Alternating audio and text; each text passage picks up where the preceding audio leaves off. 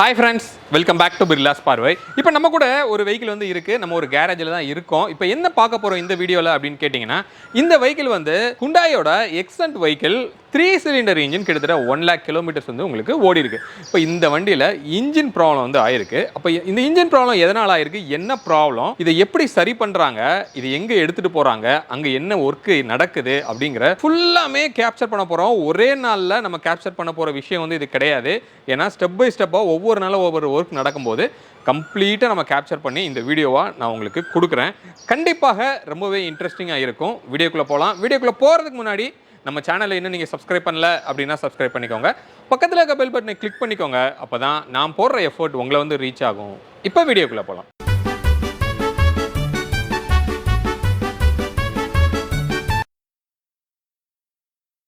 இப்போ நம்ம இருக்கிற கேரேஜ் எங்க அப்படின்னா மதுரவாயில் இருக்கிற ஆல் ஸ்பாட் ஆட்டோமோட்டிவ்ல தான் நம்ம இருக்கோம். இந்த கேரேஜோட ஓனர் நம்ம ப்ரோ மிஸ்டர் சுவாமிநாதன் வந்து நம்ம கூட இருக்காரு.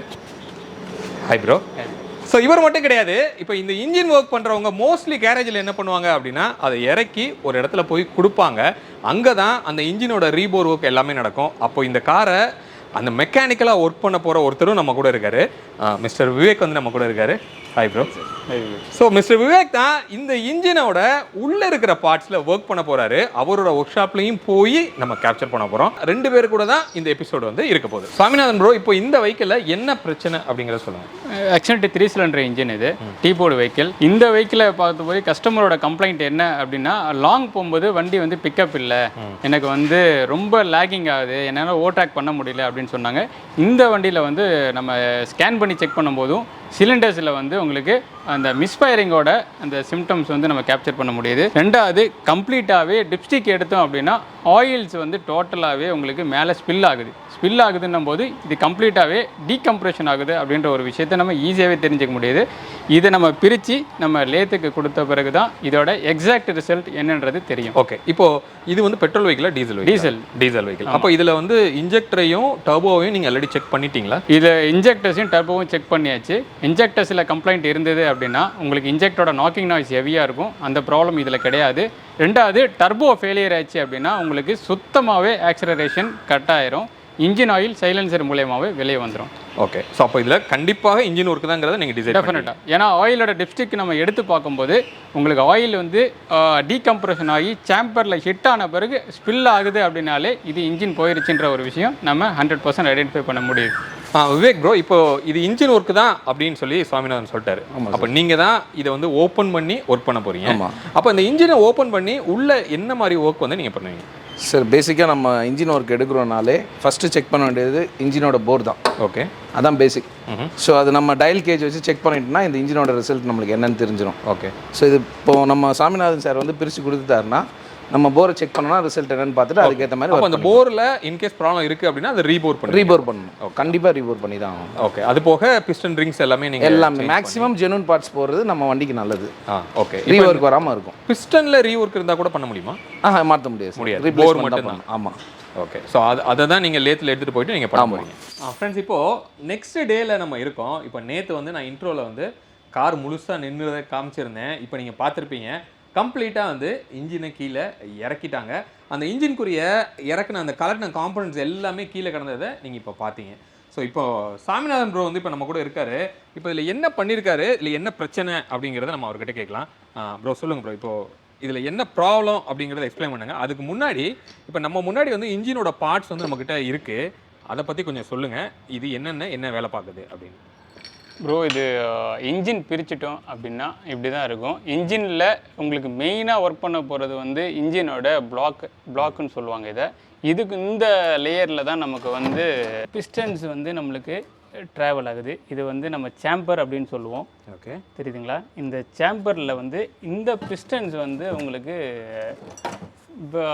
டாப் பாட்டம் அப்படின்றது போயிட்டுருக்கும். இதில் வந்து பிரைமரி ரிங், செகண்டரி ரிங், இது ரெண்டுமே வந்து கம்ப்ரெஷன் ரிங் சம்மந்தப்பட்டது. இந்த சின்னதாக தெரியுது பாருங்கள், இந்த 3 ரிங் நடுவில் ஒரு வளைவலையாக இருக்கும், மேலே சின்ன ரிங்காக இருக்கிறது வந்து ஆயில் ரிங். இப்போ உங்களுக்கு இந்த ரிங்கில் பிரச்சனை இருந்தது அப்படின்னா உங்களுக்கு பிக்கப் கம்ப்ளைண்ட்டு கண்டிப்பாக இருக்கும். செகண்ட் வந்து எனக்கு ஆயில் வந்து எனக்கு பேர்ன் ஆகி பிளாக் ஸ்மோக் வந்துக்கிட்டே இருக்குது அப்படின்னு சொல்லுவாங்க. இந்த ரிங்கு ஃபெயிலியர் ஆனாலும் ஆயில் வந்து ஒரு 10,000 கிலோமீட்டர் வரல, எனக்கு ஒரு 5,000 கிலோமீட்டர்லேயே எனக்கு வந்து இன்ஜின் ஆயில் குறையுது சார், வெறும் கரிப்புகையாக தள்ளுதுன்னு சொல்லும்போது இன்ஜின் வந்து கம்ப்ரஷன் ரிங் வந்து வீக்காக இருக்குது, பிஸ்டனில் வர ரிங்ஸ் வீக்காக இருக்குது அப்படின்னு சொல்லுவாங்க இதை. ஓகே, இப்போ இந்த ரிங்ஸ் வந்து ஆக்சுவலி எதுக்காக இருக்கு ப்ரோ? இது என்ன பண்ணும் அந்த ரிங்ஸ்? இந்த ரிங்ஸ் என்ன பண்ணும் அப்படின்னா, கம்ப்ரஷன் சேம்பரில் நம்ம ஒரு ஸ்லீவ்ஸ் மாதிரி நம்ம சேம்பர் கொடுத்துட்றாங்க. இது கீழே இருந்து மேலே போகும்போது ஏரை வந்து கம்ப்ளீட்டாக கம்ப்ரஸ் பண்ணி மேலே போக போக போக பார்த்தீங்கன்னா இந்த 2 ரிங்ஸுமே வந்து அதை எஸ்கேப் பண்ண விடாமல் கம்ப்ளீட்டாக க்ளோஸ் பண்ணி கரெக்டான ஸ்டோக்கில் டீசலை ஸ்ப்ரே பண்ணி ஃபயர் பண்ண வைக்கும்.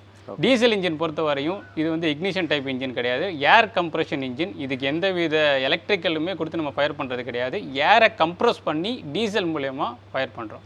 ஓகே, ஸோ அப்போது இந்த ரிங்ஸ் வீக்காக இருக்குது அப்படின்னா கம்பஷன் சேம்பர்லேருந்து ஏர் வந்து எஸ்கேப் ஆகி ரிங்ஸ் வழியாக கீழே போகும். இன்கேஸ் நான் சொல்கிற மாதிரி இந்த 2 ரிங்ஸுமே வீக் ஆகிருச்சு அப்படின்னா இந்த ஆயில் கண்ட்ரோல் ரிங்ஸ்னால கண்ட்ரோல் பண்ண முடியாமல் சேம்பர் வழியாகவே கம்ப்ரஸ் பண்ணும்போதே சேம்பரில் ஃபினிஷிங் ஸ்டேஜில் ஏர் இந்த ரிங்ஸ் மூலிமா எஸ்கேப் ஆகி டைரெக்டாக போயிட்டு ஆயில் சேம்பரில் போய் அடித்து, சில பேர் சொல்லுவாங்க சார் இந்த டிப்ஸ்டிக் எடுத்த பிறகு வந்து ஆயில் ஸ்பில் ஆகுது சார் அப்படின்வாங்க. அதுக்கு மெயின் ரீசன் இதுதான்.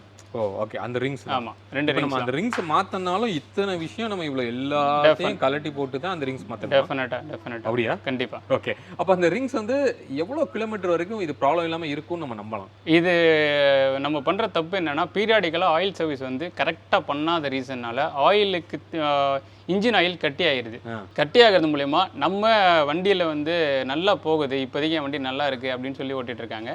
ஆனால் என்ன ஆகுதுன்னா, ரைஸ் பண்ணும்போது ஆயில் கட்டி வந்து அந்த ஆயில் பம்ப் ஃபங்க்ஷன் வந்து கரெக்டாக ஆகாது. ஏன்னா ஆயில் கட்டியாக இருந்துடும் போது மேலே போயிட்டு கீழே இறங்கிறதுக்குள்ளேயுமே அகைன் வந்து மேலே வந்து ஆயில் கம்மியாயிரும். இந்த தேய்மானத்தினால இந்த ஆயில் ரிங்ஸுக்குள்ளே அப்படியே ஜாம் ஆக ஆரம்பிக்கும். நம்ம ஆயில் சர்வீஸ் வந்து ஸ்கிப் பண்ணி பண்ணுறதுனால அப்போ இந்த ரிங்ஸ் ஃபெயிலியர் ஆச்சுன்னா இதுக்கு வர லூப்ஸ் வந்து ஃபெயிலியர் ஆயிடுது. அது மூலமா ரிங்ஸ் தேய ஆரம்பிக்குது.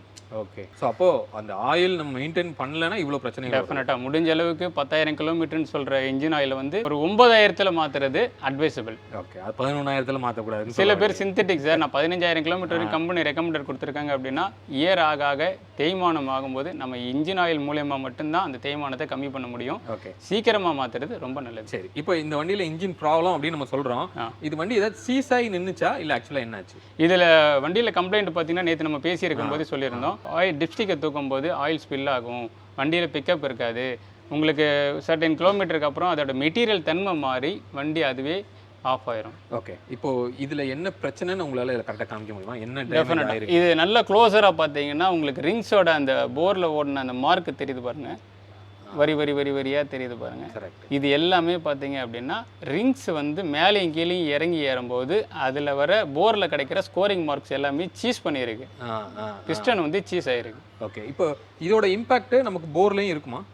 போரில் இருக்குமான்னு சொல்லி பார்த்தா லேயரில் கண்டிப்பாக டாப்பில் கண்டிப்பாக இருக்கும். ஓகே, அதை பார்க்கலாமா? இது வரைக்கும் பாருங்கள் சீசிங் ஆனது.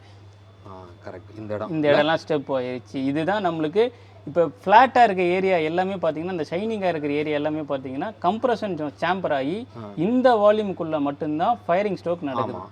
டீசல் வந்து கம்ப்ரஸ் ஆகி இன்ஜெக்ட் பண்ணுற இடம் டைமிங் பார்த்தீங்கன்னா இந்த பிளாக் கலரில் மார்க் ஆயிருக்குல்ல, இந்த இடத்துல தான் ஃபயரிங் ஆயிருக்கு, அங்கே தான் சீஸ் ஆகிருக்கு நமக்கு.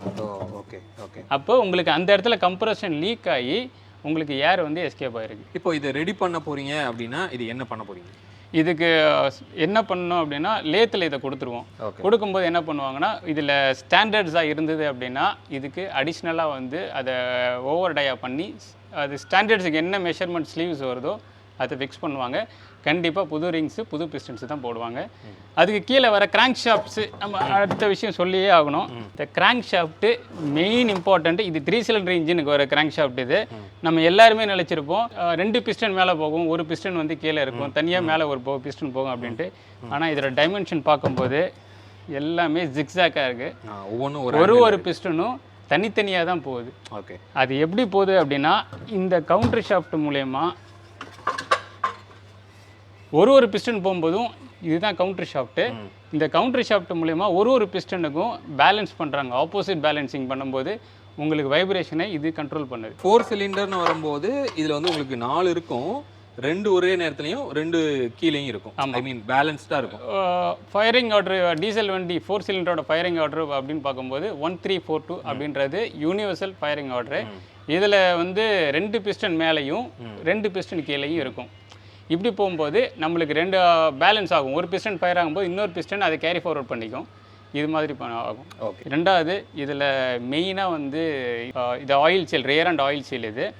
இது என்ன பண்ணும் அப்படின்னும்போது இது வந்து எல்லோரும் வந்து சார் எனக்கு கியர் பாக்ஸுக்கு இன்ஜின் நடுவில் எனக்கு இவ்வளோ லட்சம் கிலோமீட்டர் ஓடிடுச்சு, எனக்கு ஆயில் வந்து கீழே சொட்டுது சார்னுவாங்க. இந்த ஆயில் சீல் வந்து என்ன பண்ணும் அப்படின்னா இது கியர் பாக்ஸுக்கும் இது ஃப்ளைவீலுக்கு பின்னாடி இருக்கும். ஆனால் லொக்கேட் ஆகிருக்கிறது இப்படி தான் லொக்கேட் ஆகிருக்கும். ஓகே. ஆனால் கிலோமீட்டரின் காரணமாக இது ஹார்ட் ஆயிரும். ஓகே. ஹார்ட் ஆகும்போது இது கிராங்க் ஷாஃப்ட் சுற்றிட்டே இருக்கும்போது இது ஹார்ட் ஆயிடுச்சு அப்படின்னா இன்ஜின் ஆயிலில் இருக்க அந்த வேக்யூம் ஆனது இந்த எங்கே சுற்றுதோ அந்த இடத்துல ஆயில் வந்து லீக் ஆக ஆரம்பிச்சிடும். மேக்ஸிமம் வந்து கியர் பாக்ஸ் மாற்றும் போது இந்த ரியர் அண்ட் ஆயில் சீல் மாற்றுறது ரொம்ப ரொம்ப அட்வைசபிள். ஓகே. அது கியர் பாக்ஸ் நம்ம எடுக்கும்போது நம்ம அக்சஸ் வெளியே வந்துடும். கண்டிப்பாக கிளச்சுக்காக கழட்டுவோம். ஆனால் நம்ம ஃப்ளை வீலையும் கழட்டிட்டு இந்த சீலோட காஸ்ட் ஒரு 1000 rupees தான் வரும். ஆனால் இந்த ஆயில் என்ன ஆகும் அப்படின்னா லீக் ஆக ஆரம்பிச்சிருச்சுன்னா அந்த ஃப்ளை வீல் சுற்றிக்கிட்டே இருக்கும்போது நம்ம கியர் பாக்ஸ் ஹவுசிங்லேயும் சுற்ற ஆரம்பிக்கும்போது நமக்கு அந்த கிளச்சோட ஆஸ்போட்டாஸ் அப்படின்னு சொல்லுவாங்க, அந்த மெட்டீரியல் மேலே போயிட்டு இது பட்டுச்சு அப்படின்னா நம்மளுக்கு கிளச்சு சீக்கிரமாக ஃபெயிலியர் ஆகி வழுக்க ஆரம்பிச்சிடும். இந்த ஒரு சீலோட காரணத்தினால நம்ம அதை விட்டுறக்கூடாது. எப்போ கிளச்சு பார்த்தாலும் இந்த சீலை கொஞ்சம் செக் பண்ணிவிட்டு மாற்றுறது நல்லது. இப்போ இன்ஜினுக்கு இப்போ கீழே இருக்கிற காம்பனண்ட் எல்லாம் காட்டிட்டேன் உங்களுக்கு. இது முக்கியமான விஷயம், இன்ஜினில் வந்து எனக்கு ஹெட்டு கம்ப்ளைண்ட் இருக்குது சார் அப்படின்னு சொல்கிறாங்க.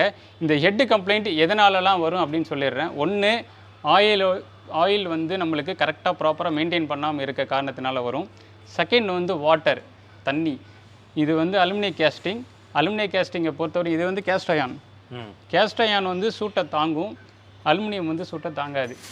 ஃப்ரெண்ட்ஸ், இப்போது நம்ம சாமிநாதன் எக்ஸ்பிளைன் பண்ணபடி இந்த இன்ஜினில் என்ன ப்ராப்ளம் அப்படிங்கிறது எல்லாமே பார்த்தோம். இப்போ என்ன பண்ண போகிறோம் அப்படின்னா அந்த போரை மட்டும் எடுத்துகிட்டு நம்ம லேத்துக்கு போகிறோம். அந்த லேத்தில் போய் அது எப்படி ரெடி பண்ணுறாங்க, எப்படி ரீபோர் பண்ணுறாங்க, எப்படி ஃபிக்ஸ் பண்ணுறாங்க அப்படிங்கிறத அங்கே போய் நம்ம பார்க்கலாம். ஃப்ரெண்ட்ஸ், இப்போது ஒரு 2 டேஸ்க்கு அப்புறமா இப்போ இந்த லேத் ஒர்க் பண்ணுற இடத்துல இருக்கும். அதாவது இன்ஜினை ரீபோர் எப்படி பண்ணுவாங்க அப்படிங்கிறதான் இங்கே நம்ம பார்க்க போகிறோம். நம்ம எடுத்துகிட்டு வந்த அந்த இன்ஜினுமே வந்து இப்போ இங்கே இருக்குது. இப்போ நம்ம கூட விவேக் ப்ரோவும் இருக்காரு. அவர் இதை பற்றி கம்ப்ளீட்டாக நமக்கு எக்ஸ்பிளைன் பண்ண போகிறாரு. எப்படி ரீபோர் பண்ணுவாங்க, இங்கே என்ன விஷயம் நடக்குது, எல்லாத்தையும் வந்து அவர் நமக்கு இப்போ எக்ஸ்பிளைன் பண்ணுவார். இப்போ நம்ம அங்கே மெக்கானிக் ஷெட்லேருந்து நம்ம இன்ஜின் எடுத்துகிட்டு வந்தோம்.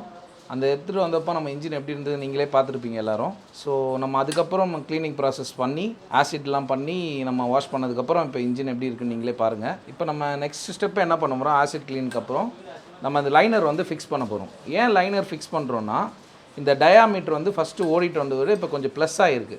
ஸோ நெக்ஸ்ட்டு நம்ம பிஸ்டன் லோட் பண்ணோம்னா ரொம்ப எக்ஸஸ் ஆகிடும். திருப்பி ஆயில் சாப்பிட்ற கம்ப்ளைண்ட் நிறைய இருக்கும். ஸோ அதனால் என்ன பண்ண போகிறோம்னா நம்மக்கிட்ட இந்த லைனர் வந்து மவுண்ட் ரோட்டில் இல்லாமல் எங்கே பேர் பார்ட்ஸ் கல்லையும் நம்மளுக்கு இந்த லைனர் வந்து ரெடிமேடாக நம்மளுக்கு கிடைக்கும். ஸோ கரெக்டாக நம்மளுக்கான பிஸ்டனோட சைஸ் இது கிடைக்காது. ஸோ அதனால் இது வந்து பிஸ்டனோட சைஸுக்கு நம்ம ஸ்டாண்டர்டாக எடுத்துகிட்டு வர போகிறோம். அடுத்த ப்ராசஸ் நம்ம அதுதான் பார்க்க போகிறோம். இப்போ நீங்கள் சொன்ன வரைக்கும் நான் புரிஞ்சுக்கிட்டது என்ன அப்படின்னா, ஏற்கனவே இந்த உள்ள பிஸ்டனில் ஐ மீன் இது என்ன சொல்லுவோம், போர்னு சொல்லுவோம் இல்லையா, அந்த போரில் ஏற்கனவே தேஞ்சிருக்கு. அப்போ அந்த மெட்டீரியல் தேஞ்சதை திருப்பி கொண்டு வர முடியாது. இல்லை, கொண்டு வர முடியாது. அதனால அடிஷ்னலாக நம்ம மெட்டீரியலை ஆட் பண்ணி திருப்பியும் நம்ம பழைய போர் சைஸ் கொண்டு வரோம், ஸ்டாண்டர்ட் சைஸ்க்கு நம்ம கொண்டு வர போகிறோம். அப்போ ஏற்கனவே இருந்த போரில் வந்து கொஞ்சம் ஓட்டையை பெருசாக்கி நம்ம பண்ண போகிறோம். இது இன்ஜினுக்கு வந்து லைஃப் எக்ஸ்ட்ரா கொடுக்க போகிறோம். ஓகே, இன்சர்ட் பண்ணிட்டு இதை திருப்பியும் போர் பண்ணி ஆக்சுவல் சைஸ். ஆமாம், திருப்பி இது 1 lakh 1.5 lakhsக்கு அப்புறம் நம்ம இதை வந்து திருப்பி நம்ம ஈஸியாக ரிமூவ் பண்ணிட்டு நம்ம ஆக்சுவல் ஸ்டாண்டர்ட் சைஸ்க்கே நம்ம அடிச்சுக்கலாம். ஓகே, ஸோ நம்ம எத்தனை தடவை வேணால் ரீபோர் பண்ணலாம். ஓகே, இப்படி நம்ம பண்ணோம்னா இப்போ நீங்கள் அடிச்சு இதில் ஏற்றும் போது அது திருப்பி வெளியே வராமல் இருக்குமா? அது அந்த அளவுக்கு ஸ்ட்ராங்காக இருக்கும். ஏன்னா மேலே ஹெட் சீட்டிங் ஆகிறதால ஆக்சுவலாக வராது. அதே மாதிரி அந்த ஆயிலோட கம்ப்ளைண்ட்டும் எல்லாமே அரெஸ்ட் ஆகிடும். ஓகே, ஸோ இப்போ நம்ம அந்த ரீபோர் எப்படி பண்ணுறாங்கன்னு பார்த்துக்கலாம். சரி, நம்ம இப்போ வந்து போரிங் ப்ராசஸ் பார்க்கலாம். இப்போ போர் எப்படி பண்ணுறதுன்னு நம்ம பார்க்கலாம். ஸோ இப்போ ஃபஸ்ட்டு நம்ம என்ன பண்ணோம்னா இன்ஜின் ஏற்றுனதுக்கப்புறம் போரோட த்ரூவை செக் பண்ணோம். ஓகே, ஃபஸ்ட்டு அது த்ரூவை செக் பண்ணி போர் த்ரூவாக இருக்கான்றது டயலில் செட் பண்ணதுக்கப்புறம் தான் நம்ம ஆக்சுவலாக அதுக்கப்புறம் கட்டு விட போகிறோம். நம்ம இப்போ நீங்கள் பார்த்துட்ருக்கீங்க, இது த்ரூவிங் ப்ராசஸ் இப்போ நடந்துகிட்ருக்கு. ஃபஸ்ட் ஸ்டெப்பு இது தான், போரிங்கில் இது நடந்துகிட்ருக்கு. இதுக்கப்புறம் தான் நம்ம சைஸ் பார்த்துட்டு நம்ம ஸ்டாண்டர்ட் சைஸ்க்கு மாற்ற போகிறோம். ஓகே. இப்போ இங்க இருக்கிற இன்ஜின்ல வந்து ஆல்ரெடி லைனர் அடிச்சிருக்கோம். லைனர் அடிச்சாச்சு. அடிச்சிட்டு இப்போ இந்த இன்ஜின் படி பிஸ்டனுக்கு என்ன சைஸோ அந்த சைஸ்க்கு நம்ம வைக்க போகிறோம்.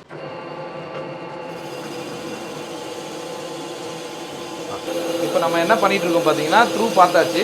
இப்போ நெக்ஸ்ட் நம்ம போர் செட்டிங் போட்டாச்சு. மிஷின் ரன் ஆகிட்டு இருக்கு. இது 4 சிலிண்டர்ன்றதால இதுக்கு 4த்துக்குமே ஒரே வேரியேஷன் தான் வரும். ஸோ எந்த வேரியேஷனும் இல்லை. இப்போ லாஸ்ட் நம்ம ஃபைனல் ஸ்டேஜுக்கு வந்துட்டோம். இதை ஃபைனல் ஸ்டேஜ் முடிச்சதுக்கப்புறம் நம்ம நெக்ஸ்ட் இதை ஓனிங் பண்ணி ஃபினிஷிங் ஸ்டேஜுக்கு எடுத்துகிட்டு வர போகிறோம். ஓகே. இப்போ 4 சிலிண்டர்னால நமக்கு 4 போர் இருக்குது. 4 போர்ல இதே ப்ராசஸ் தான் நடக்கும். இப்போ 3 சிலிண்டர் அப்படின்னா 3 போர் இருக்கும். 3த்துலேயும் இதே ப்ராசஸ் தான். ஓகே. ஸோ இது பண்ணிட்டோம் அப்படின்னா நமக்கு ஆக்சுவலாக நம்ம பண்ண வேண்டிய ஒர்க் முடிஞ்சிருச்சா இல்லை அடுத்து வேறு ஏதாவது? இதுக்கப்புறம் தான் ஓனிங் இருக்கும். ஓனிங் ஸ்டாண்டர்ட் சைஸுக்கு அதில் தான் எடுத்துகிட்டு வரணும். அது பாலிஷிங் மாதிரி பண்ணுவோம். ஓகே. அதை பண்ணிவிட்டு ஸ்டாண்டர்ட் சைஸுக்கு எடுத்துகிட்டு வரோம். ஓகே. அது எப்படி பண்ணுவீங்க? மேனுவலாக பண்ணுவீங்களா? மேனுவலாகவே பண்ணலாம், ஒன்றும் பிரச்சனை இல்லை. மேனுவலாகவே பண்ணலாம், மிஷின்லேயும் பண்ணலாம், ஒன்றும் பிரச்சனை இல்லை. ப்ரோ இப்போ இந்த இன்ஜின்ல போர்ல பிரச்சனை வந்துச்சு அப்படின்னு நம்ம பார்த்தோம். பட் எதனால அந்த பிரச்சனை வந்தது அப்படிங்கிற பிரச்சனை எதனால வந்ததுன்னா இதுதான் பிஸ்டன். ஓகே. இந்த வண்டியோட பிஸ்டன் இதுதான் ஆக்சுவலாக பிஸ்டன். இது ரிங்ஸு. ஓகே. ஸோ இது எதனால வந்திருக்குன்னு பார்த்தீங்கன்னா இது ஏர் ஃபில்டர் ஒழுங்காக க்ளீன் பண்ணாததால் தான் இந்த கம்ப்ளைண்ட்டே வந்திருக்கு இந்த வண்டியில். இப்போ உங்களுக்கு நீங்கள் ஷேக் பண்ணி பார்த்தீங்கன்னாலே தெரியும், ஒரு அந்த மண்ணோட அந்த நரநரப்புன்னு சொல்லுவாங்க, அது இருக்கும். ஸோ அது நம்ம ஏர் ஃபில்டர் வந்து மந்த்லி ஒன்ஸ் நம்ம க்ளீன் பண்ணி போட்டாலே நம்ம இன்ஜின் லைஃப் கொஞ்சம் நல்லாயிருக்கும். ஓகே. ஸோ இது அதிகமாக டீ போர்டில் வந்து யூஸ் பண்ண மாட்டாங்க, அதை கவனிக்க மாட்டாங்க.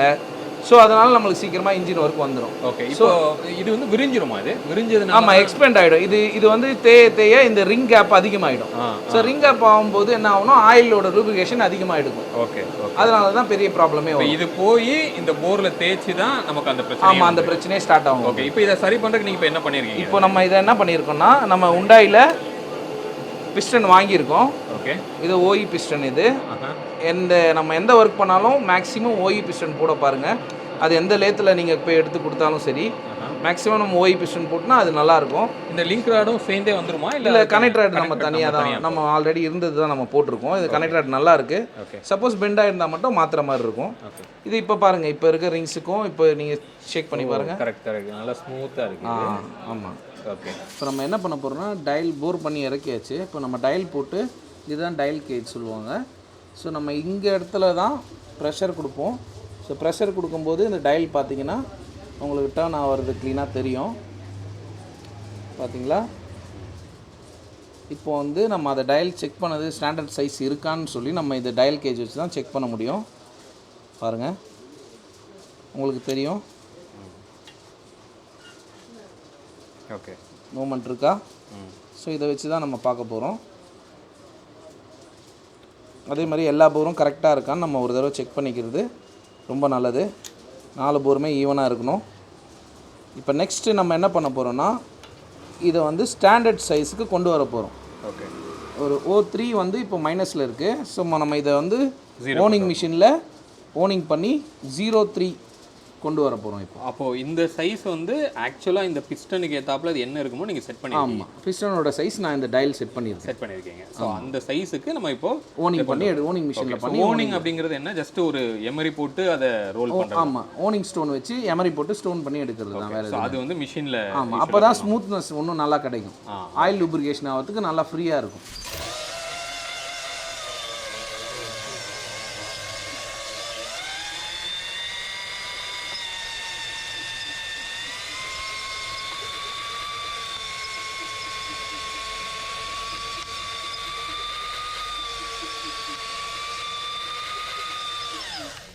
ஃப்ரெண்ட்ஸ், இப்போ நம்ம ரீபோர் பண்ணதை நம்ம பார்த்துருந்தோம். அந்த இன்ஜினோட உள்ள போர் வந்து எப்படி ரீபோர் பண்ணாங்க, என்ன காரணத்துக்காக பண்ணாங்க, எப்படி பண்ணாங்க அப்படிங்கிறத பார்த்தோம். ஸோ அந்த ரீபோர் முடிச்சு இப்போ இன்ஜின் வந்து கம்ப்ளீட்டா அசம்பிளி ஆகி காருக்குள்ள மேலே ஏறிடுச்சு. கிட்டத்தட்ட அந்த ரீபோர் முடிச்சு ஒரு 3ஆவது நாள் வந்து இப்போ நம்ம ஷூட் பண்ணிட்டு இருக்கோம். அப்போ இந்த இன்ஜின் இப்போ ரெடியாகி மேலே வந்து கம்ப்ளீட்டா ஏற்றிட்டாங்க. வண்டி வந்து ரன் ஆகிற கண்டிஷனுக்கு வந்துருச்சு. அப்போ இதுக்கு முன்னாடி என்ன ப்ராப்ளம் இருந்தது அப்படின்னா, ஒரு 70 கிலோமீட்டருக்கு மேலே போயிருச்சு அப்படின்னா வண்டி ஓவர் ஹீட் சிம்பிள் வந்துட்டு வண்டி மூவ் ஆகாமல் ஸ்டாப் ஆகிருந்தது. பட் இப்போ வந்து வெஹிக்கிள் கிட்டத்தட்ட 100 கிலோமீட்டர் ஸ்பீடில் கூட எவ்வளோ தூரம் வேணாலும் போகுங்கிற கண்டிஷனுக்கு அப்பாயிருக்குன்றாங்க. அதை நம்ம டெஸ்ட் ட்ரைவ் பண்ணியே நம்ம செக் பண்ணி பார்த்துடலாம்.